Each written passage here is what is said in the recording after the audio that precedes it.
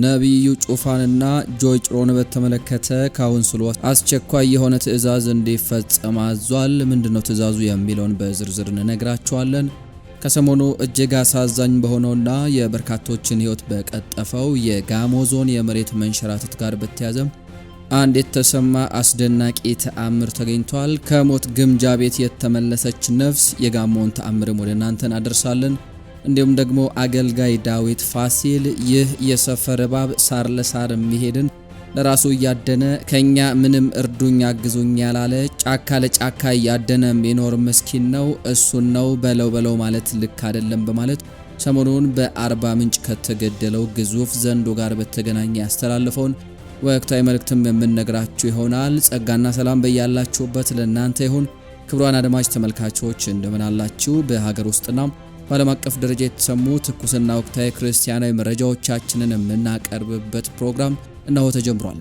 እስከ ፍጻሜው አብራችሁን በመቆየት መረጃዎቹን እንድትከታተሉና የዩቲዩብ ቻናላችንን ሰብስክራይብ በማድረግ የቤተሰባችን አካል እንድትሆኑ የአክብሮት ግብዣችን ነው። በድጋሚ እስከ ፍጻሜው መልካም ቆይታን እየተመኘን በቀጥታ ወደ መረጃዎቹ እናቀናለን። እዩ ጩፋና ጆይ ጭሮን በተመለከተ ካውንስሉ አስቸኳይ ትዕዛዝ እንዲፈጸም አዟል።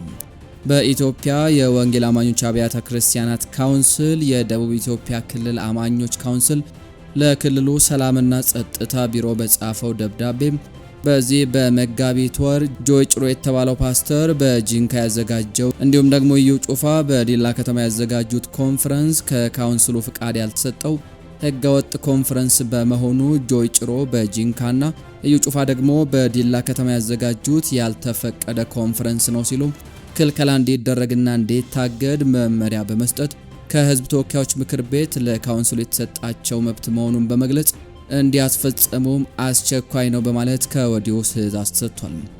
በግልባጭ የተመዘገበላቸው የክልሉ የዞንና የከተማ አስተዳደሮች የመንግስትና የጸጥታ አካላት በተዋረድ ይህንኑ ተከታትለው እንዲያስፈጽሙም ሲል አሳውቋል።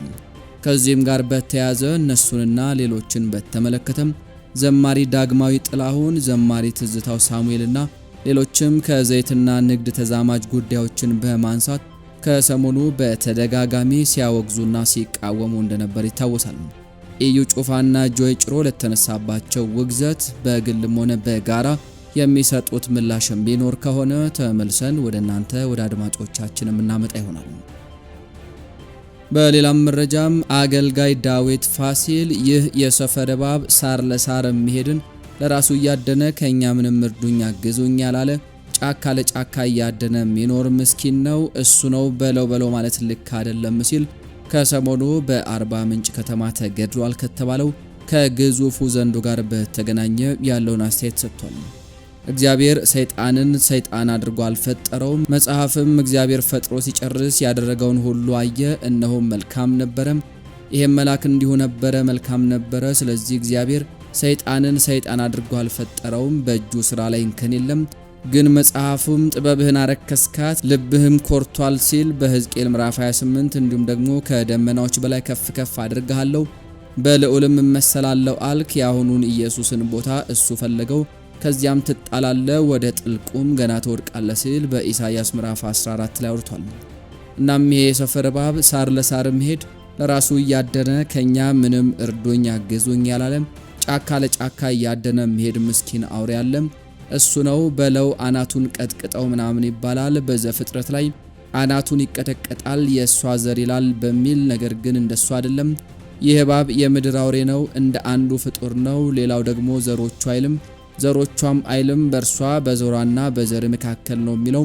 ስለዚህ ይሄኛው እባብ አይደለም። መዓት ወንዶች እባብ እንደሚፈሩ የታወቀ ነው። እንደውም አብዛኛው እባብ ሲያይ እሱ ሮጦ ሚስቱ የምትገድልለት ባሎች ሁሉ አሉ በማለት ከሰሞናዊ ጉዳይ ጋር በተገናኘ በመጽሐፍ ቅዱሳዊ አስተምሮ መሰረት አስተያየቱን ሰጥቷል።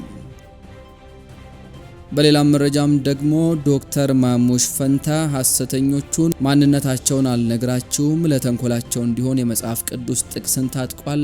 አብዛኞቹ ትምህርት የላቸውም፣ ማታለል ነው እነርሱ ጋር ያለው፣ እንደ ሎተሪ ነው ነገራቸው። የወጣላቸውን ሰዎች ምስክርነት ተብለው ይወጣሉ። ዝም ብለን ነው ስም የሰጠናቸው፣ አሁን ደግሞ ቲቪ ያለ በማለት አስተያየቱን ሰጥቷል።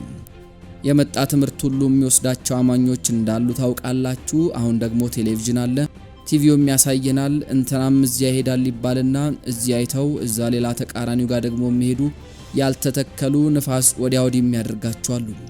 የሐሰተኛ ነቢያቱ ትምህርትም ተንኮል፣ ማባበልና ማታለል ታክሎበት ኃይለኞች ናቸው፣ ግን በጣም ጥቂት ናቸው። ማንነታቸውን አልነግራችሁም።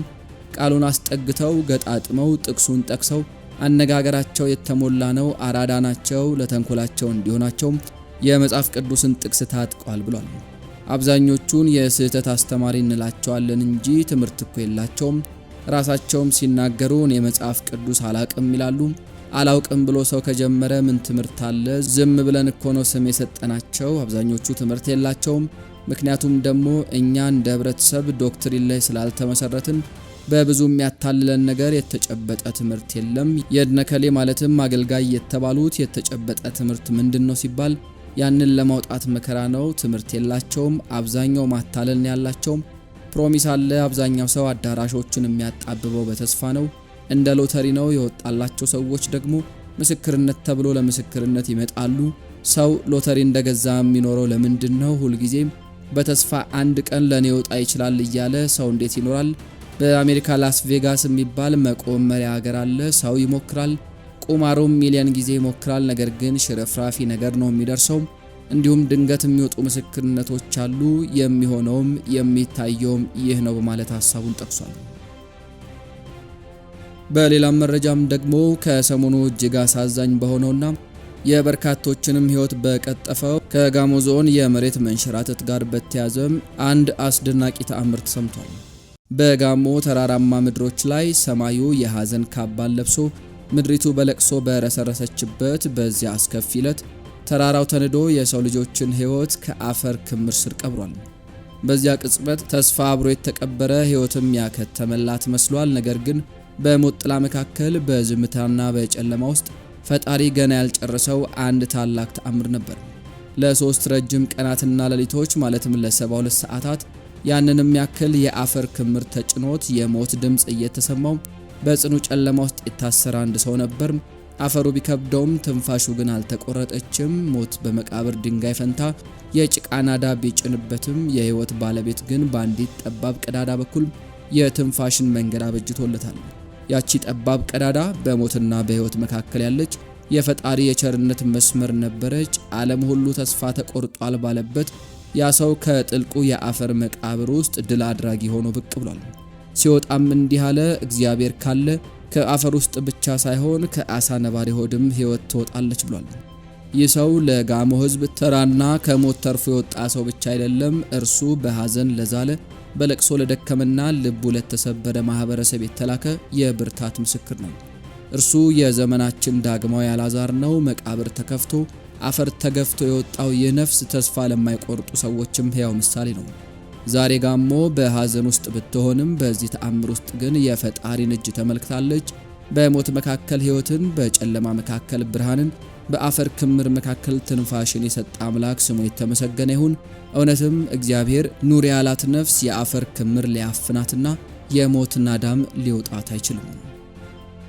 አድማጭ ተመልካቾች ለዛሬ ወደ እናንተ ልናደርሳቸው ያዘጋጀናቸው መረጃዎች እስካሁን ያደመጣችሁትን ይመስል ነበር። ምርጫችሁ አድርጋችሁ ስለምትከታተሉን እጅግ አድርገን እናመሰግናለን። በሌላ ጊዜ በሌሎች መረጃዎች እስከምንገናኝ ድረስ የዩቲዩብ ቻናላችንን ሰብስክራይብ አድርጋችሁ እንድትቆዩን በአክብሮት እንጠይቃለን። በቸር ቆዩ።